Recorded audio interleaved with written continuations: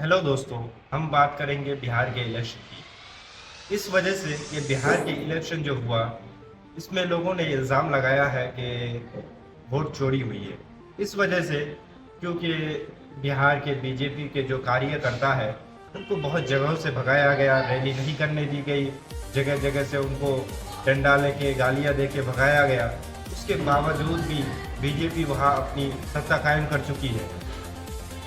इस वजह से बिहार की जनता अब ये आंदोलन कर रही है कि वोट चोरी हुआ है, वोट में डाका डाला गया है। इलेक्शन कमीशन ने इसमें बीजेपी का भरपूर साथ दिया है। तो मैं ये दावा नहीं करता, लेकिन इलेक्शन कमीशन को इस बात में गौर करना चाहिए कि जब हम पे इल्ज़ाम लग रहे हैं, जब कोई उंगली उठा रहा है, विपक्ष जब बात कर रहा है इस बारे में, तो उसको खुल के सामने आना चाहिए और इस बारे में बात करके उनको बताना चाहिए, इस बारे में उनको वीडियोस खोल के दिखाना चाहिए, बज़ाहिर गिनती कराए सबके सामने।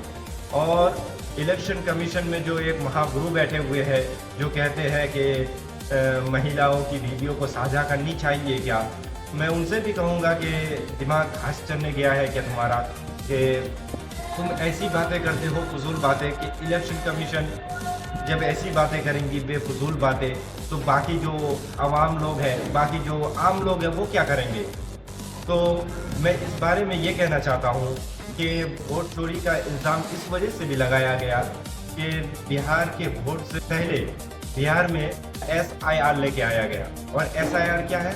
SIR वो चीज़ है, अगर आपके पास डॉक्यूमेंट्स नहीं है, आपके बाप के पास डेट ऑफ बर्थ नहीं है, या आपकी माँ के पास डेट ऑफ बर्थ नहीं है, ऐसे कुछ कागजात नहीं है, तो आपको इलेक्शन यानी वोटर लिस्ट से निकाल दिया जाएगा।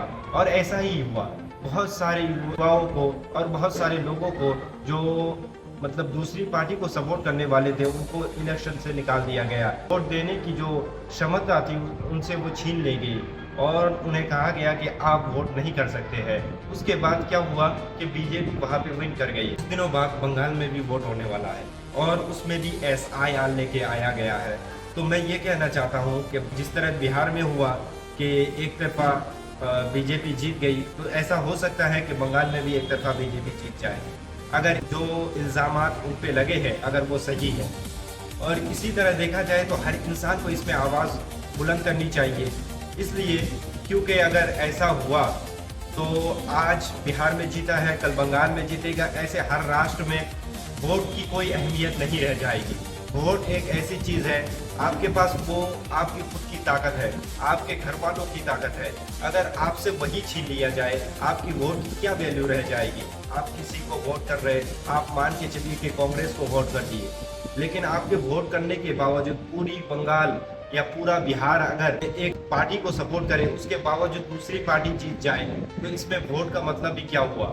फिर यही कहा जाएगा अब वो पहले वाला दौर आ रहा है हुकूमत वाला, कि बादशाहों वाला जो चाहे जिस पे जुल्म कर दे, और करप्शन बहुत ज़्यादा फैल चुका है।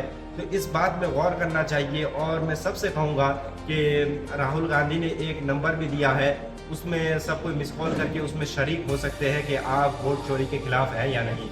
मैं ऐसा नहीं हूं कि राहुल गांधी को सपोर्ट करता हूं, लेकिन मुझे जो गलत लगता है मैं उसके खिलाफ बोलूँगा। जय हिंद।